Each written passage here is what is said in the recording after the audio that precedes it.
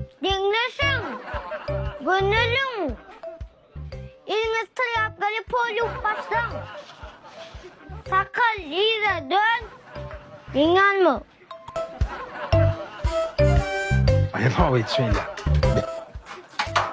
Sakal gel otur. Polukyanlar. Ha. Aydım başlan.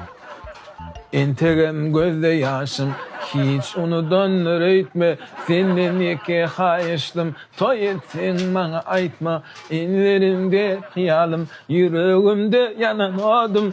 Yeniden olu hayıştım, toy etsin bana aytma. Oğlum, Ha. yan var ulu vasıfcan et İsmail'im ayıştan boşalttım. Şey değil, fena. Ya oğlum, bu kırıcı çağ kimin kay? Ah, niye?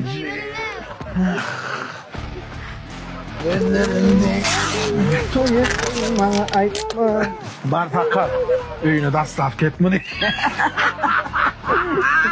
Uğrat koyada baslan oğlum.